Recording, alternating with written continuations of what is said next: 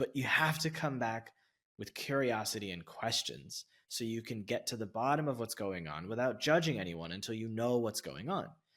And it took me many times of hearing that for it to sink in and for me to start practicing it. And when I started to do that, I started to have better relationships with the team. But it took me a long time for that to happen. So, like, what's something that you specifically went through? Recognizing that employees over clients. When we started the agency, it was clients over employees, meaning we were so obsessive and committed to winning our first deal. We didn't care how much people paid us. We just wanted to get the opportunity to prove our worth and to show value. And we would do it at all costs, right? We were just like, hey, we're starting a business. We want to get our first client. We want to make them a raving fan. We know if we do, they'll pay us more. They'll refer other clients. We were just so happy that someone wanted to work with us. We were, a new agency, and there's thousands of agencies out there. Why would you work with us, right? We were brand new.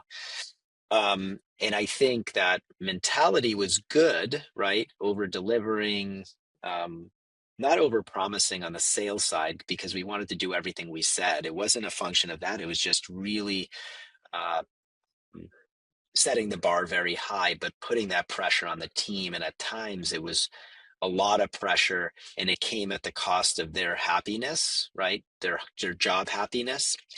And so I had a moment a couple of years after launching the business where I was really realizing that we had to reverse the prioritization, meaning we needed to make employees over clients if it came to that. And that's not to say that our clients can't be demanding, that they can't ask us to do a lot, that we can't be held accountable. Um, but if we push our team too much and we don't sort of prioritize balancing work, account load, things like that, we're not going to have great employee retention. We'll have great customer retention, but employee retention won't be great because people will be burned out and they won't be happy, and that will be reflected in the way we deliver customer experiences. And so I remember in front of and the whole team, it was 20 people at the time. um, I let the team know that I recognized that I had made a mistake as a leader, and I talked them through kind of what I was thinking right in my head and how we had done business a certain way, and my intentions were good and that I wanted to make our clients super happy so that they would never leave us. But I failed to recognize that that came at the cost of some team members' happiness, and it led to them being unhappy and unhealthy and blah blah blah. So I totally made this part of our values. One of our values is now, if we have to choose, it's employee over client. So now it's a very different approach, right? We're still delivering great service. The team is still working hard. We're still held to a certain standard, but we have much more of a pulse on, hey, we're not sort of like overdoing it to the point where you are now unhappy. So that's definitely one thing that as a leader I definitely did not prioritize when I started my company. And it took me a couple of years to come to that realization, but when I did, I acknowledged it. I made it public on what the mistake was. I let them know why I did it. It wasn't intentional, but the bottom line is the outcome was not good, and that I was going to make some changes, and did it right I What was the result of that? think it was just in general, people could sort of feel better about working here. They felt that things were much more balanced in terms of what the workload was, right? What the expectations were. Um, and overall happier, right? Just happier coming into work, right? They weren't dreading some of the things they had to do.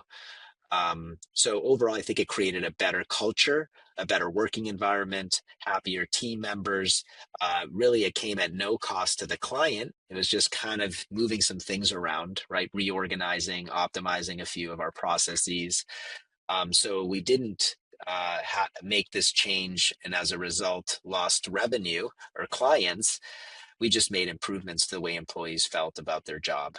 Did it lead to specific increases in revenue in a period of time or a decrease in employee churn? It didn't lead to increased revenue from clients, so I would say nothing changed on that front. And in terms of retention, I would say yes, but I don't have like a statistic to back it up and say our retention rate went from 22 months to 32 months, right? We kept someone on 12, 1 full year longer.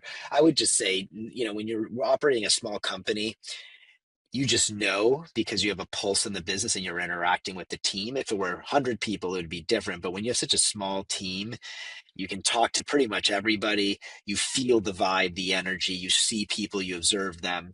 So for me, it was just one of these things where I just knew, right? Because I could just feel it. I could see it. I could talk to people and get a different energy. Um, and so, yeah, I knew that it frankly immediately improved the moment I got in front of everybody and I vocalized it and acknowledged my wrongdoing or a mistake that I made as a leader. It wasn't beneath me to fall on my sword. It wasn't beneath me to say, hey guys, I'm not perfect. I really messed up. And I want to let you know why I did what I did. It wasn't intentionally trying to make your life unhappy here. Um, and most importantly, what am I going to do to make this better for you? And so that in itself, and giving them an opportunity to hear me say that and ask questions, was like right there and there, right then and there, they knew they felt better about things here because that was something that was definitely on their mind. Thanks for watching. If you liked this insight, I've handpicked another video for you right here on the screen. For more actionable strategies that get you real results, hit subscribe.